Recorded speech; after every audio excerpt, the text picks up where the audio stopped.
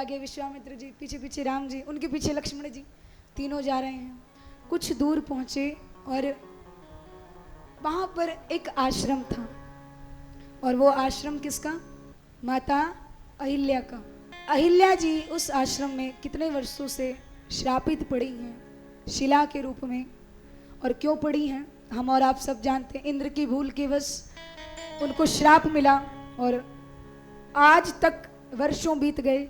माता अहिल्या उसी शिला में आज भी कैद प्रभु के प्रतीक्षा में बैठी हैं कि कब राम आएंगे और कब मेरा उद्धार करेंगे। तो विश्वामित्र जी जाते हैं और राम को वो आश्रम दिखाते हैं। और वो आश्रम कैसा था? श्रापित।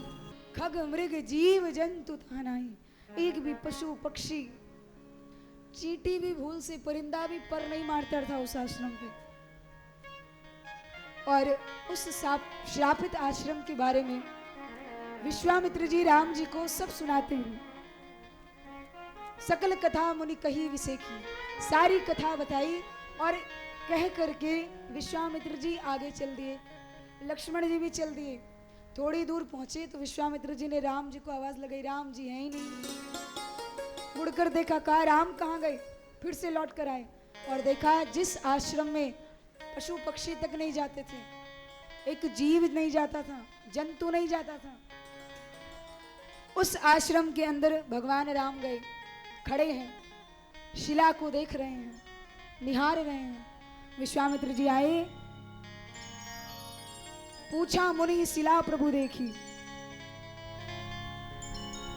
भगवान राम शिला को देखकर पूछते हैं कि क्या ये वही शिला है जिसकी कथा अभी आपने बताई?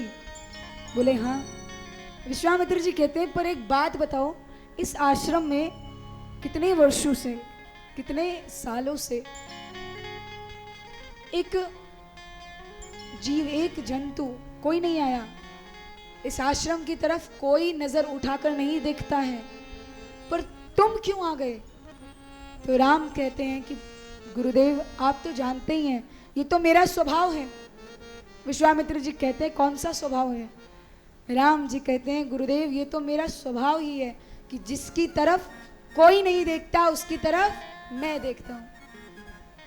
विश्वामित्र जी कहते हैं अच्छा तुम देखते हो, तो देखा, अब क्या करना है? उद्धार। राम जी कहते हैं हाँ। देखिए भगवान कब किसके कौन से गुण पर प्रसन्न हो जाएं कोई नहीं जान सकता। कितने लोग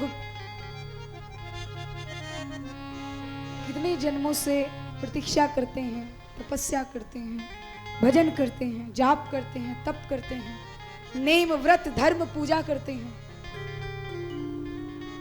पर भाव नहीं रखते।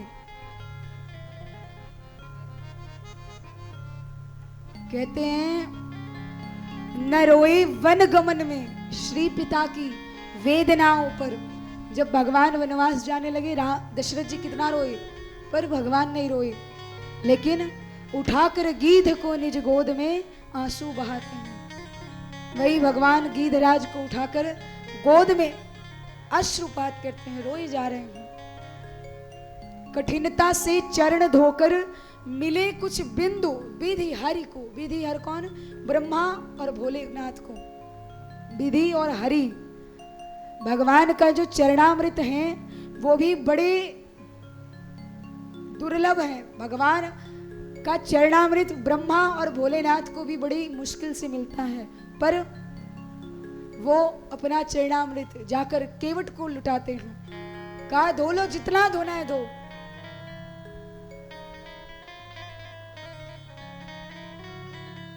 न आए मधुपुरी में गोपियों की दुख व्यथा सुनकर। गोपियां कितना रोई, पर भगवान नहीं आए। और द्रुपदजा की दशा पर द्वारिका से दौड़े आते हैं। द्रौपदी की दशा पर द्वारिका छोड़कर आ गए। जब द्रौपदी ने बुलाया, दोनों हाथ उठाकर हे गिरिधर मेरी लाज तेरे हाथ, तो गोपाल दौड़ कर आए। दुर्योधन के मेवा त्यागे, साग विदुर घर खायो। दुर्योधन के मेवा भोग नहीं खाते, पर विदुर के घर जाकर छिलके खाते हैं, शबरी के जूठे बेर खाते हैं। भक्तमाल में वर्णन आता है, माता शबरी के जूठे बेर, शबरी के जूठे बेर खाए। तो भगवान कब किसकी दशा पर प्रसन्न हो जाएं, कौन सी ऐसी बात, कौन सा ऐसा काम हम लोग कर दें कि भगवान खुश हो जाएं, नहीं पता चल सकता। आज अहिल्या मैया जो जन्मों से पड़ी हैं शिला के रूप में कि कब प्रभु आएंगे, कब मुझे तारेंगे, कब मेरा उद्धार होगा, आज वही अहिल्या प्रभु के सामने है। और कुछ लोग कहते हैं भगवान राम ने चरण रखा, अहिल्या तर गई। भगवान राम ने कभी भी उस शिला के ऊपर चरण नहीं रखे, चरण उठाए, चरणों की रज जो गिरी, चरणों की धूल जो गिरी, उससे अहिल्या जी का उद्धार हुआ। इसीलिए जब भगवान केवट के नौका में बैठने लगे तो केवट क्या कहता है, आपके चरणों की जो धूल है इसी में सारा जादू है, तो इसीलिए मुझे धूल हटानी है, आपके चरणों में कुछ भी नहीं है। प्रभु के चरण की रज में ऐसा कमाल है कि जो जीव को तार देती है। तो भगवान ने कभी भी उस शिला के ऊपर चरण नहीं रखे, भगवान के चरणों की रज से अहिल्या माता का उद्धार होता है, भगवान के चरणों की धूल से अहिल्या का उद्धार हुआ। प्रभु गए और माता अहिल्या जो पड़ी हुई हैं शिला के रूप में पहुंचते हैं और अपने चरण रखे और चरणों की धूल से माता अहिल्या का उद्धार होता है। भगवान राम माता अहिल्या का उद्धार करते हैं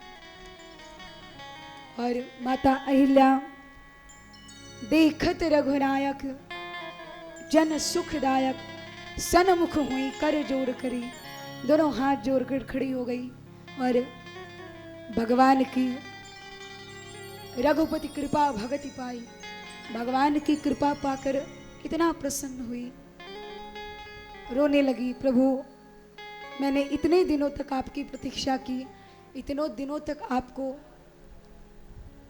ढूंढा, कहां कहां नहीं ढूंढा, कण कण में तुझको ढूंढा पर तेरा पता नहीं था, अब तेरा पता मिला तो अब मेरा पता नहीं है। प्रत्येक जगह तुझे ढूंढ लिया पर तू नहीं मिला। आज मेरा भाग्य नहीं, मेरा सौभाग्य है जो आप आए, मुझ पर कृपा की, दया की और मेरा उद्धार किया। कितने जन्मों से, कितने वर्षों से मैं आपकी प्रतीक्षा कर रही हूँ, राह देख रही हूँ, कब से इस शिला में कैद हूँ। अब राम आएंगे, अब तो राम आएंगे, आज मेरे राम आएंगे। और आपने आने में इतनी देर कर दी, क्या मुझ पर दया नहीं आई, मुझ पर प्रेम नहीं आया, मुझ पर करुणा नहीं हुई?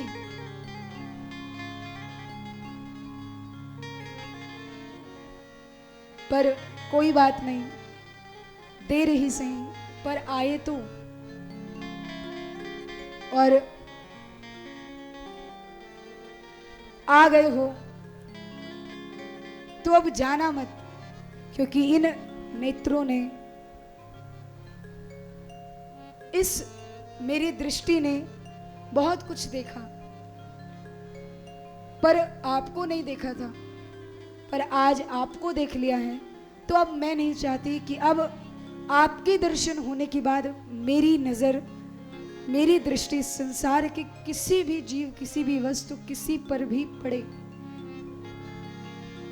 पर राम जी कहते हैं कि मुझे तो जाना पड़ेगा, कितने भक्त इंतजार कर रहे हैं। तो अहिल्या जी कहती हैं अगर आप जा रहे हैं तो मेरा भी उद्धार करके जाएं। माता अहिल्या भगवान राम की मूर्ति को अपने मन में बसाती हैं और